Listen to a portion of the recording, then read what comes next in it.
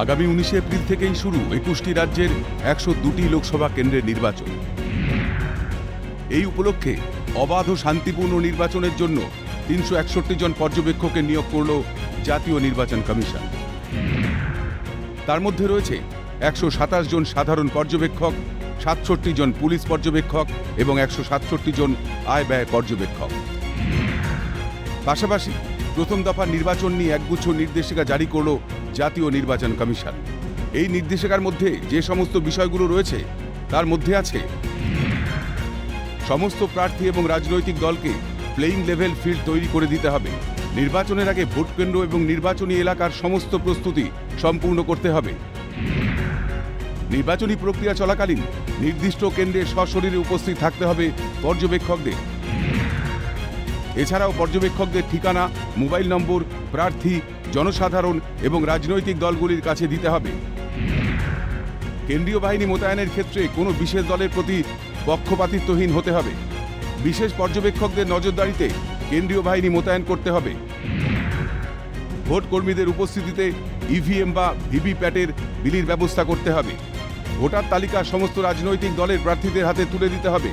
Home voting, service centre এবং postal ব্যালটের প্রক্রিয়া স্বচ্ছভাবে সম্পন্ন করতে হবে। স্পর্শকাতর কেন্দ্রগুলির জন্য প্রয়োজনীয় পরিবহন ব্যবস্থা সহ যোগাযোগ ব্যবস্থা জেলা প্রশাসনকে ঠিক করে দিতে হবে।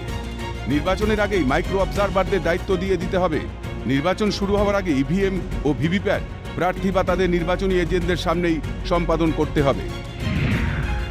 স্ট্রং রুমে নিরাপত্তা ব্যবস্থা প্রার্থীদের বা তাদের নির্বাচনী এজেন্টদের সামনে নিশ্চিত করতে হবে। স্বতন্ত্র শনাক্তকরণ করে সমস্ত অভিযোগের নিষ্পত্তি করতে হবে। প্রত্যেকটি জেলার কন্ট্রোল রুমের মাধ্যমে প্রত্যেকটি মুহূর্তের নজরদারি চালাতে হবে। ভোটের দিন শুরুর আগেই ভোটের স্লিপের বিতরণ ব্যবস্থা করে নিতে হবে। নির্বাচনের সমস্ত অ্যাপ ব্যবহারের ক্ষেত্রে প্রযোজ্য নির্বাচনী আধিকারিকদের কাজে লাগাতে হবে। সমস্ত ভোটকর্মী, মাইক্রো অবজারভার, কাউন্টিং স্টাফদের প্রশিক্ষণ সময় মতো শেষ করতে হবে। বয়স্ক ভোটার, শারীরিকভাবে অক্ষম এবং মহিলা ভোটারদের সুবিধার্থে ভোটার সহায়তা কেন্দ্র প্রত্যেকটি ভোট কেন্দ্রের বাইরে থাকবে। পানীয় জল, মাথায় শেড বা শামিয়ানা, লাইনে সঠিকভাবে দাঁড়ানোর এবং বসার ব্যবস্থা করতে হবে।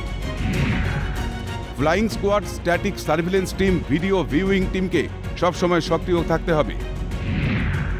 চেকপোস্ট, নাকা চেকিং, পিকেটিংয়ের মাধ্যমে নগদ অর্থ বিতরণ, মদ বা মাদক, সোনা উদ্ধার অভিযান প্রত্যেকটি মুহূর্তে চালাতে হবে। মিডিয়া মনিটরিং সিস্টেমের মাধ্যমে পেইড নিউজ এবং রাজনৈতিক বিজ্ঞাপনের ওপর নজর রাখতে হবে। 24-এর নির্বাচন সুষ্ঠুভাবে সম্পন্ন করতে কোনো খামতি রাখতে চাইছে না নির্বাচন কমিশন। এখন দেখার একটাই যে কমিশনের তৎপরতায় রাজ্যে কতটা অবাধ ও শান্তিপূর্ণ ভোট প্রক্রিয়া সম্পন্ন হয়। খালিদ জামালের রিপোর্ট, ক্যালকাটা নিউজ।